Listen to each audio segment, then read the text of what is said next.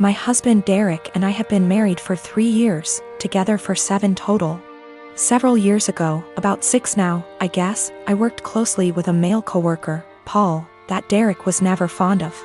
Paul and I never had an inappropriate relationship. Derek's jealousy wasn't completely out of nowhere. I get why he felt that way. Those couple years were a perfect storm of relationship stress. I was working long hours. We were living apart after trying and failing to move in together. Our relationship was still fairly new.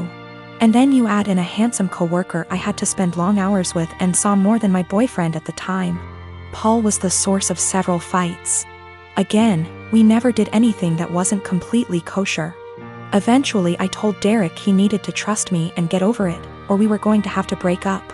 He said he would stop worrying, and for the most part things were good. When Paul transferred out of state a few months later, things were really good. There were no worries at all, and our relationship has been amazingly strong ever since. This last weekend, my husband went out with a couple friends to some bars and a football game. When he came home, he was pretty wasted.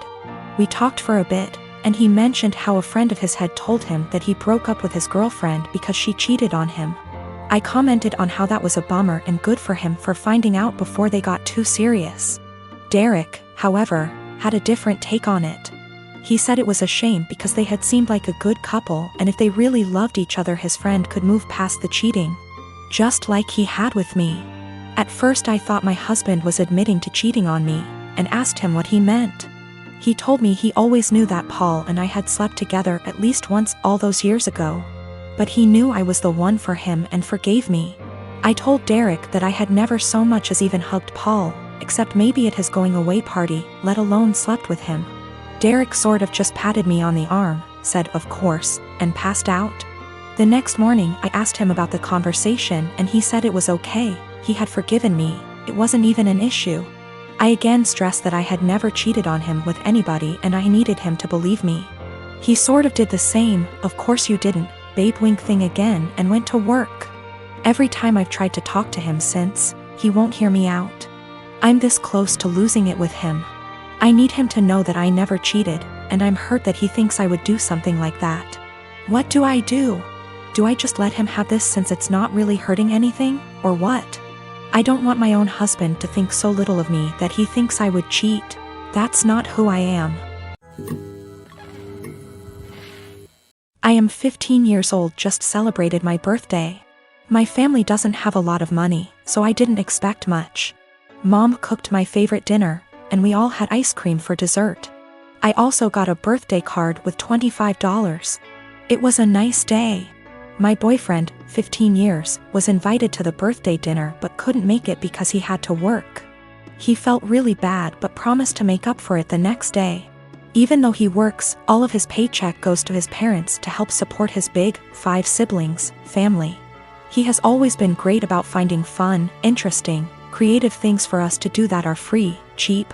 It inspired me to up my game and help find fun, cheap activities for us, but I'll admit that he's still so much better at it. So, while I absolutely was not expecting a gift, I was definitely looking forward to whatever he imagined up for our day. There's a bakery I love, but it's over an hour away from where we live. The desserts are delicious, but expensive. I often talk about this one cupcake I love from that bakery, but I can only enjoy it when I'm in the city and can afford it. He doesn't have a car, so he had to take a train, then walk, then take a train back to get me my favorite cupcake for my birthday. He also planned a historic walk of our town, with a bunch of obscure history he'd researched that I didn't know about. It was awesome. I asked to go home to put the cupcake in the fridge while we walked so it would be nice and fresh for me later. We went on a nice long historic walk and it was a great day. Not gonna lie. When I got home my mouth was already salivating thinking about that cupcake. When I opened the fridge, it was gone. I found the empty container in the trash. I went to the living room and asked my parents who ate my cupcake, and Dad dismissively said he did. He thought it was an extra. I threw a shit fit. I said it was my birthday cupcake and he was an asshole for eating it. He said if my BF really cared about me he would have bought me more than one, and that they gave me $25. So go buy more if it's really that important. He doesn't think he did anything wrong and is calling me an entitled brat for being upset. I think my BF went above and beyond to get me that. cupcake, much more than my own father did for me, and he should feel ashamed and apologetic for what he did. My friend came to me yesterday at lunch with screenshots of my boyfriend's Tinder profile. The pictures were all old photos, so I confronted him immediately, expecting to hear something like, "Yeah." "I forgot to delete that." Which is cool. He denied being on Tinder at all, and my friend suggested that she make an account, set it to his specifications, and see if he turns up. And there's his profile. So, this means that my boyfriend has been active on Tinder within the past 2 weeks. I confronted him with this, and he changed his story. Now he's saying that his friend has been using his account. He shows me his phone and says, "Look, I have nothing to hide." And of course the app is deleted. So I take his phone, download Tinder, log in with his Facebook, and see that he has been active, albeit infrequently. There was one girl that he tried to meet up with back in May when I was out of town. The girl gave him her phone number, and even though he deleted whatever messages they exchanged, I still saw that he had her saved in his contacts. So that's about everything that I know. He either cheated on me or planned on cheating on me while I went out of town, and I'm sure this isn't the only time it's happened. This relationship is pretty much over. He is swearing up and down that it's not true. He doesn't use Tinder and he doesn't know this girl. I'm going crazy with how much he's outright lying. He seems so sincere, but I know what I saw. I can't listen to him deny this one more time. This blew up while I was away. I'm sorry, I won't be able to respond to every comment. So I did some stuff that was kind of petty and stupid today. I made a fake Tinder account, matched with my boyfriend. And he starts messaging me and immediately asks me to meet him for a drink. We agree to meet by a fountain in the center of my town, and I pack up all of his stuff in a tote bag, put on a great outfit, and went to the fountain. I stood kind of out of the way of the fountain in the shadows where I could watch the street that I knew he'd be arriving from. I was devastated, but I figured this way I could catch him without a doubt and end things quickly. All the time, he's messaging this girl on Tinder. But he didn't show up. 2 of his roommates did. We didn't speak, I don't know them well, but they watched me for a while. Figured out what was going on after a few more Tinder messages, and left quickly. So I wait a few minutes and I call my boyfriend and ask him where he's at. He says he's just gotten off of work and he's going to meet his roommate for a drink. I confront him with the fake Tinder profile and he's dumbstruck and furious with his roommate, who he swears up and down is behind all of this. I'm at home now, just emotionally exhausted and confused. Whatever is going on with his roommates is super sketchy and creepy. Up until this point my boyfriend and I had a great relationship. Really, no red flags anywhere. If I had already been suspicious that he was cheating, this would be a much easier break for me. The most recent message on his Tinder account, when I checked it yesterday, was sent to a girl he had matched with before we met. It said, "Would you want to meet up with my friend?" My boyfriend is the kind of person whose iPhone passcode is 0000. I wouldn't be surprised if his roommates did know all of his passwords. So, his Tinder account is still matched with my fake profile.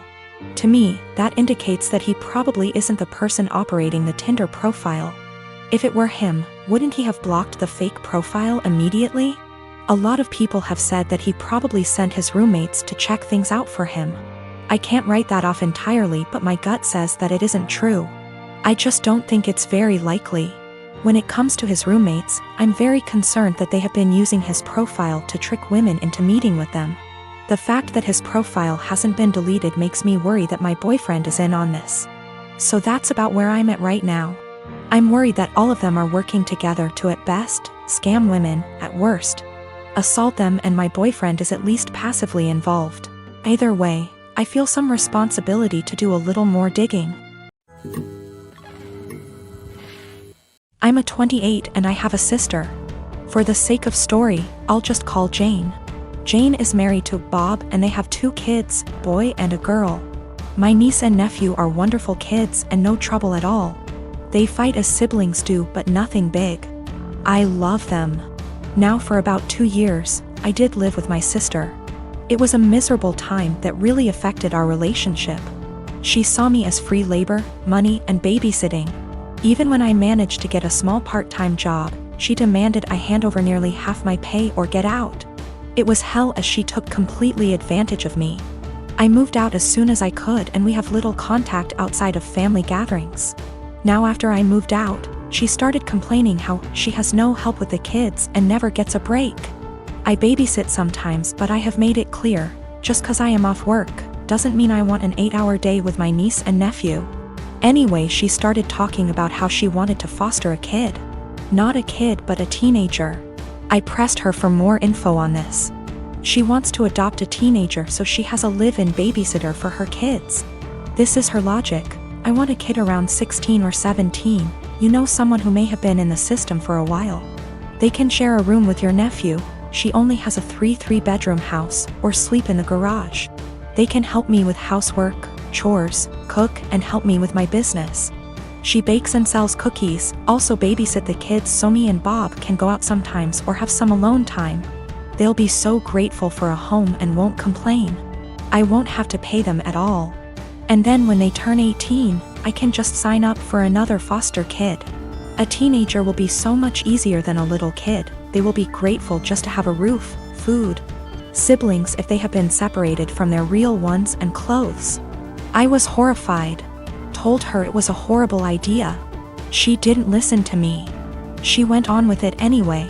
About a month ago, a social worker showed up at my apartment to ask me some questions about my sister.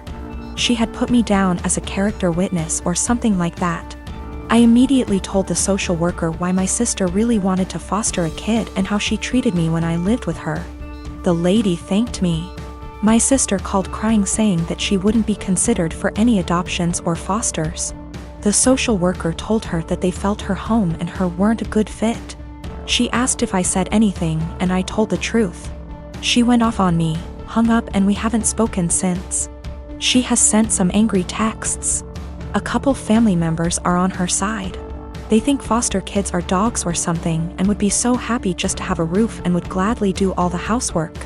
No child is in control of the circumstances that may have landed them in the foster care system. They are children and still human. They deserve a loving home and care. Do right by a foster kid.